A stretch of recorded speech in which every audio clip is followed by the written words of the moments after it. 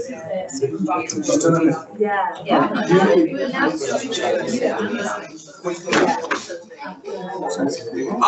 all, thank you for coming to the last cabinet for 2025 and on a glorious sunny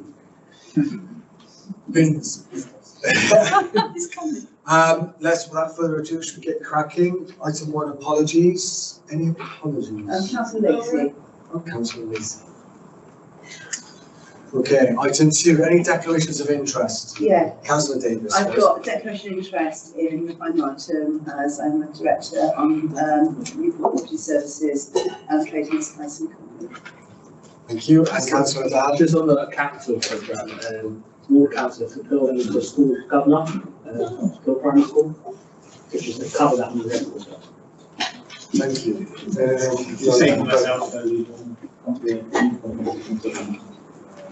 Can we actually take a general note for government registration? Because it's a rolling programme. Can I clarify?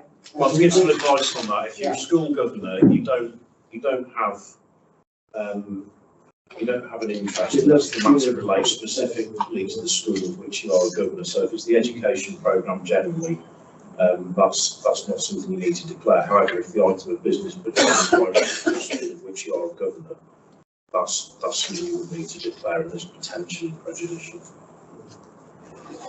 So we're specifically on a specific school? Yeah. Right.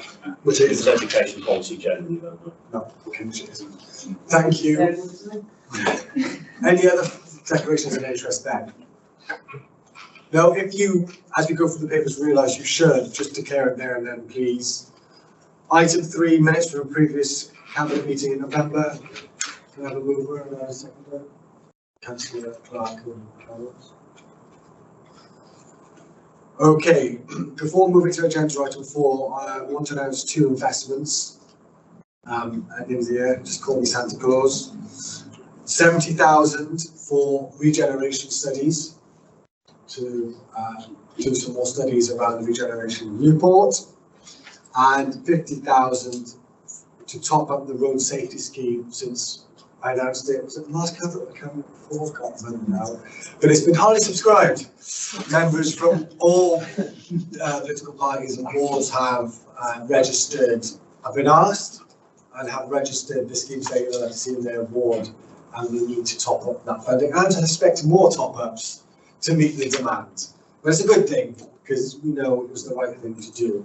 So that's 50,000 for road safety scheme top-up and 70,000 for rejections. Right, agenda item 4, the capital programme for margin additions. This is our second margin report of the year on capital activity. It provides us with an overview of the updated capital programme alongside the projected outturn position as of October of this year. It outlines the changes made to the programme following a further reprofiling of schemes and provides an update on the level of available capital headroom. The report also details the additions to the programme that have been identified and seeks out approvals for these additions. The first section outlines the movement in the capital budget since the last report was presented to the Cabinet, which was the July 25 monitoring additions report. The net value of additions amendments to the current capital programme since then is 1.9 million. The breakdown of these is given in Appendix A of the public report. There's been some reprofiling of some schemes which has moved 12.7 million to future years, which are required to approve these additions and amendments, and the reprofiling which has now been completed. As a result of these changes, the current budget for 25-26 is now reduced from just shy of just to shy of £70 million. However, this budget is still substantial and will be challenging to deliver following this year. As part of the recommendations to this report, we are also asked to approve the slippage that has been identified during monitoring. However, following the same approach as previous years, any further slippage that is identified throughout the year will only be subject to our approval as part of the final outturn report once the final position is known. Relating to our capital headroom, the report outlines our capital headroom available, which stands to support new schemes, and it stands at £14.3 million. Whilst the level headroom may currently appear reasonable, there remains a need to tightly control its use so that the Council is able to respond to critical issues as they arise. This will require clear prioritisation of only the most pressing and urgent issues. In addition, any opportunities to further increase the headroom will need to be taken so it's possible to support as many priorities as possible, ensure that sufficient funding exists to respond to any issues that do arise. And in any major city, those issues on capital definitely arise. Don't talk to me about bridges. Prudential indicators, confirm the council's compiled with prudential indicators set for 25-26. Colleagues, that's the conclusion of this report. We are asked now to approve the additions and amendments of 1.9 million and reprofiling of budgets into future years totaling 12.7 million. We're also asked to note the level of capital headroom currently available, and we're also required to note the authority's compliance with the prudential indicators which are included in this report. A brief. Any comments, questions, queries, thoughts? Councillor Howard. Yeah, can I just speak to the extra 50,000, which I think takes the road safety scheme up to 300,000 in total. Just to echo what the leader said, it was a really highly subscribed scheme, and a continual chases from councils across all wards to find out what's going on with it, which I think it just goes to show how valuable this scheme actually is and what an opportunity it presents, the opportunity to break away from the main source of funding, which tends to be the Welsh Government funding, which has specific criteria attached to it, which has significant value in itself, but it does mean that there are certain schemes which perhaps come more from community voice and member voice and perceptions of what people need to see in an area to feel safe. That is often just as important as those stats and other criteria that the Welsh Government rightly demands. So I just want to thank the leader for that, and just echo what a good opportunity this presents, and we should be able to now formally announce in the next couple of days which schemes we can take forward at this point in time, with hopefully more to come in the future. So we're announcing before Christmas. I think we are, yeah. Don't pull me to it, but I think we are. Yeah. Any other colleagues? Councillor Forsyth. Yes, I just agree. It's something that we get a lot of representation on, a lot of concern about it, and I'm sure there's many more proposals than there is money, but we look forward to the ones that are done, and it's a really good thing that we're doing. Great. Can I have a proposal in a second, Councillor Clark in the back? Okay, agenda item 5, half-year report on Treasury Management. This is the first of 2 reports received on Treasury Management during the year. The purpose of this report is to inform Cabinet of Treasury activities undertaken within the first half of this financial year. The report outlines borrowing and investment activities during the year, provides an update on outlines compliance against the agreed prudential indicators, and provides an outlook for the forthcoming year and the medium term. The report has also been considered by the Governance Audit Committee, who have provided no comments for Cabinet's considerations.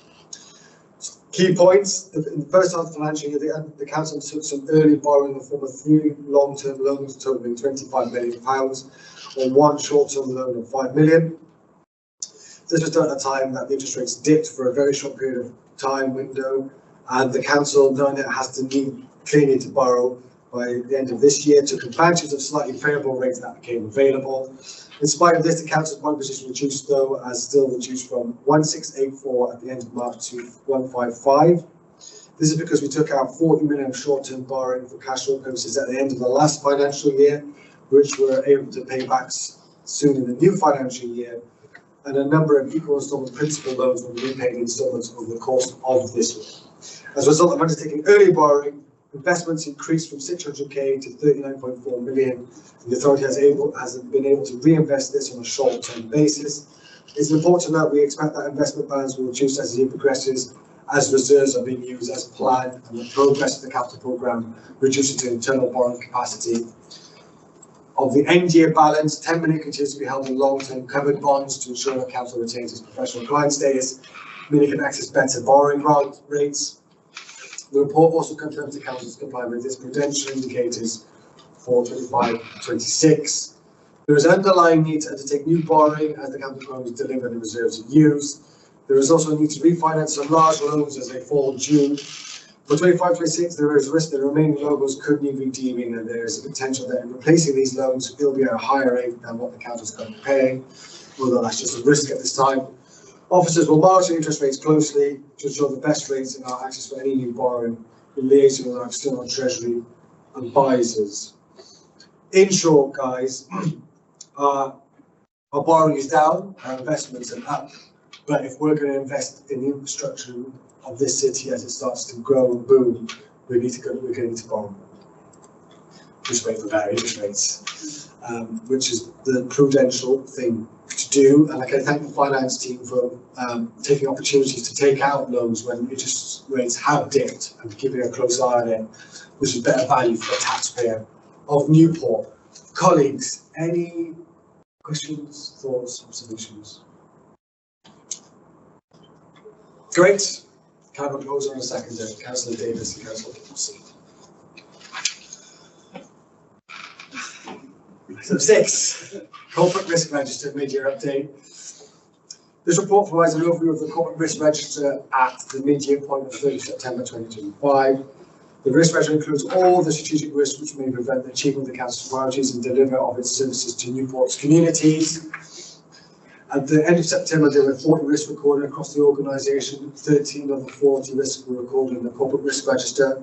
7 severe, 6 major. 2 risks were de-escalated from the Corporate Risk Register in Q1 in relation to the delivery of the new social care system and also stability of social service providers. Both risks continue to be monitored and reported to the Social Services Directorate.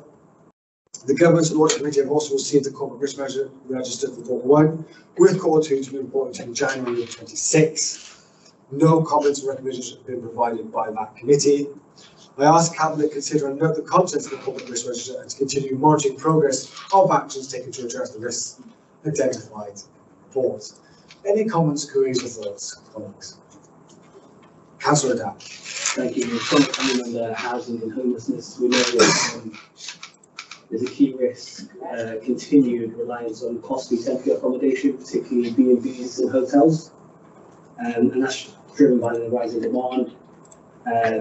We're the fastest growing city in Wales, and of course there's a growing gap between the housing benefit deficit and actual accommodation costs, which has a strain on our internal budget, as we know.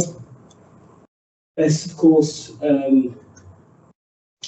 comes with opportunity. With risk, there's opportunity, but we need to be bold. So we are looking at alternative approaches, such as bringing empty properties back into use, accelerating modular and innovative housing. But there's also a risk of inaction, I think. If we don't be bold about what we're doing, we do need to think differently, utilise the assets available to us, work with partners. And just to add on to that, prevention as well.